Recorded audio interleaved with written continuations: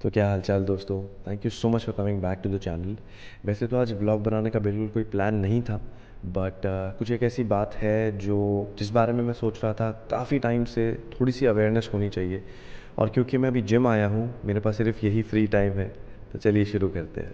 तो यार मेरा हो गया वार्म अप, बातें शुरू करते हैं। आजकल अगर आप थोड़ा बहुत भी न्यूज़ फॉलो करते हैं तो आपने एक नाम सुना होगा, Suhani Bhatnagar. Suhani was a child actress in the movie Dangal, और महज 19 साल की उम्र में सुहानी पास्ट अवे। वैसे आजकल न्यूज़ में यंग लोगों के सडन हार्ट अटैक से गुजर जाने की बहुत सारी न्यूज़ आ रही है, बट सुहानी का केस थोड़ा सा अलग है। सिर्फ 19 साल की उम्र में उनको एक ऐसी बीमारी हो गई थी जिसकी वजह से वो अपना जीवन जो है पूरी तरह से कंप्लीट नहीं कर पाई। और इस बीमारी का नाम है डर्मेटोमायोसाइटिस।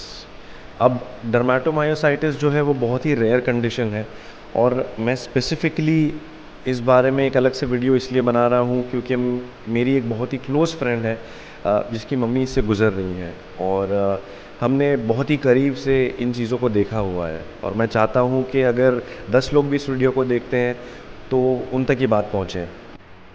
तो यार सबसे पहले तो हमको ये जानना पड़ेगा कि डर्मेटोमायोसाइटिस है क्या। तो जैसे इसका नाम बताता है, ये एक स्किन की बीमारी है।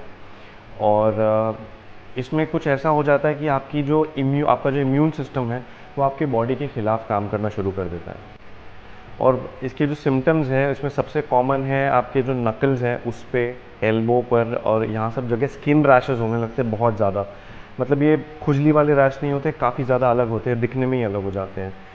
इसके साथ साथ आपके जो मसल हैं वो इतने ज़्यादा वीक हो जाते हैं कि आप रोज़मर्रा की चीज़ें नहीं कर पाते। जैसे कि आप सीढ़ियाँ नहीं चढ़ पाओगे, आप जल्दी से बैठे बैठे आप खड़े नहीं हो पाओगे, हल्की फुल्की चीज़ें। तो यार ये जो है थोड़ी सी रेयर डिजीज़ हो जाती है, क्योंकि ये इंडिया में हर साल सिर्फ 10 लाख लोगों में होती है। हाँ, 10 लाख बहुत ही बड़ा नंबर है, बट इंडिया की पॉपुलेशन के हिसाब से कुछ भी नहीं है। ऑन दी अदर हैंड इसके जो रीज़न्स हैं किसी इंसान को डर्मेटोमायोसाइटिस होने के, वो जेनेटिक रीज़न है। मतलब ये ऐसा नहीं कि आपने कुछ खा लिया, कुछ कर लिया तो हो गए। ये ख़ानदानी होता है।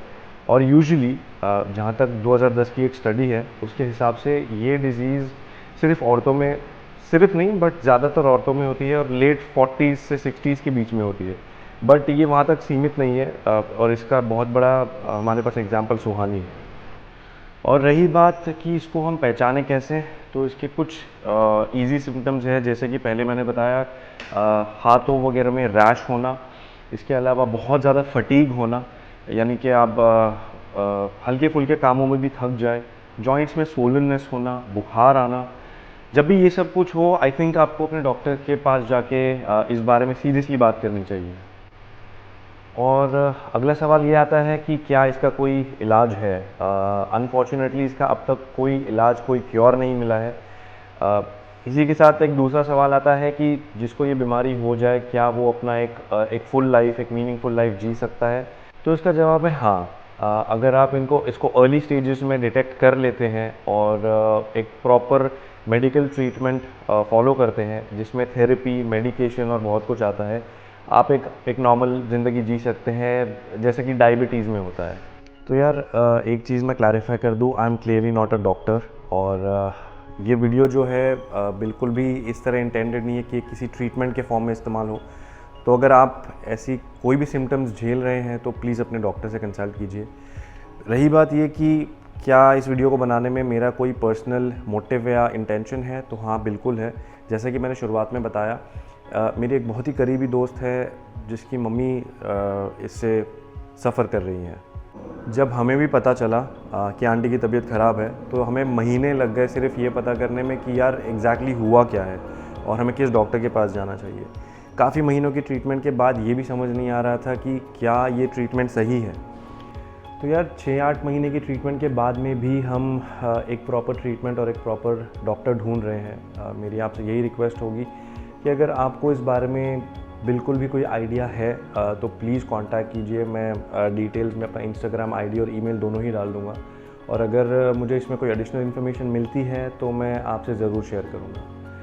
तो इस व्लॉग को यहीं कंक्लूड करते हैं। Thank you so much for watching.